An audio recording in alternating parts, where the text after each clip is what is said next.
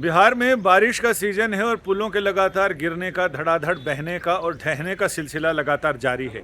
अब यह भ्रष्टाचार की बारिश का नतीजा है या मानसूनी बारिश का नतीजा है, हम बात करें। यह मामला सुप्रीम कोर्ट तक पहुंच गया। ब्रजेश सिंह इस मामले में एक पीआईएल लेकर, जनहित याचिका लेकर सुप्रीम कोर्ट तक पहुंच चुके हैं। आइए ब्रजेश जी से बात करते हैं। ब्रजेश जी, ये पूरी याचिका और आपकी प्रार्थनाएं क्या हैं इसमें? सर 18 मई को अररिया ब्रिज क्लोज हुआ, उसके बाद से 29 तक मेरी पिटीशन फाइल हुई। कंटिन्यूस 6 ब्रिजेज फॉल हुए, इसमें मेजोरिटी अंडर कंस्ट्रक्शन ब्रिज थे, पोस्ट कंस्ट्रक्शन ब्रिज थे। मेरा कंसर्न अंडर कंस्ट्रक्शन ब्रिज को लेकर है, जो प्रोजेक्ट स्टार्ट हुई नहीं, डिले भी है और बीच में एक रात में अचानक से कोलैप्स हो जाती है।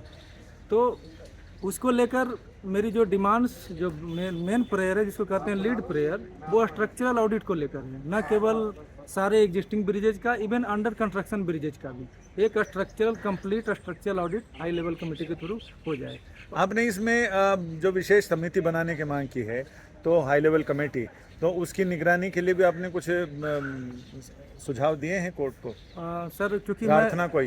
हाँ नहीं, मैं इससे रिलेटेड मैंने नहीं दिया है, क्योंकि मैं 32 के अंदर अप्रोच किया हूँ। ये सुप्रीम कोर्ट के जजमेंट्स हैं कि right to civic immunity, roads भी इंक्लूड है, तो एक साउंड इंफ्रास्ट्रक्चर फंडामेंटल राइट का एक फैसेट है। आपने इसमें ग्राफ वो दिए हैं, बहुत सारे आंकड़े दिए हैं, जिसमें बताया है कि लगभग 15 से ज़्यादा पुलों के 2 साल में कोलैप्स होने की बातें कही हैं। हाँ, इन टोटलिटी भागलपुर ब्रिज जो सबसे मेजर कोलैप्सिंग था 1700 करोड़ का, वो वर्ल्ड वाइड रिपोर्टेड हुआ था।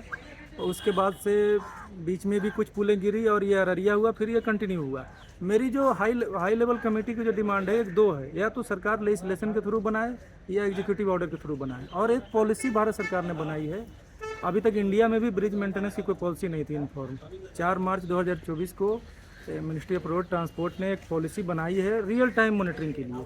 उसमें परफॉर्मा इशू किया गया है बिडिंग के स्टेज से ही, उसके अंदर गैजेट किए जाएंगे, उनके डेटा जाएंगे, एक डेटाबेस होगा ब्रिज के हेल्थ का कि किसका क्या है। तो उसी एनालॉग के आधार पे हमने भी कहा है कि बिहार सरकार भी एक पॉलिसी बनाए, जिनको एक कॉपी मिल चुकी है, हालांकि वो सेंट्रली स्पॉन्सर्ड स्कीम्स और मिनिस्ट्री के। बिहार के मामले में, बिहार की बात करें या उड़ीसा की या असम की, तो ये बाढ़ प्रोन एरिया है, फ्लड प्रोन। इसमें लगभग 63% से ज़्यादा हिस्सा, या कहें 73% के करीब हिस्सा बिहार में 70 प्लस बिहार में फ्लड प्रोन है। 28 डिस्ट्रिक्ट तो कम्प्लीटली फ्लड प्रोन है, वो जो नॉर्थ डिस्ट्रिक्ट का, नॉर्थ बिहार का है।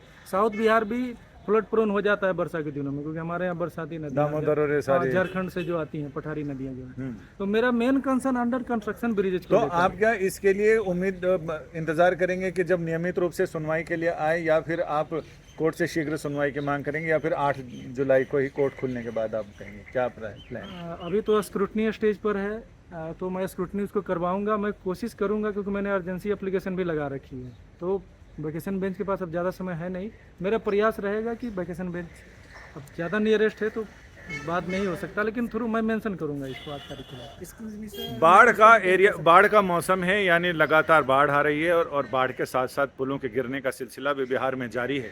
अब ये पुल भ्रष्टाचार, यानी किसके बीच है? भ्रष्टाचार और सरकार के बीच, नौकरशाही और भ्रष्टाचार के बीच। इन पुलों को गिरना, जिन पुलों को चाहिए वो पुल तो धड़ाधड़ मजबूती से काम कर रहे हैं, और जो लोगों के बीच आर पार को जोड़ने वाले पुल हैं वो लगातार गिर रहे हैं। संजय शर्मा, दिल्ली, आज तक।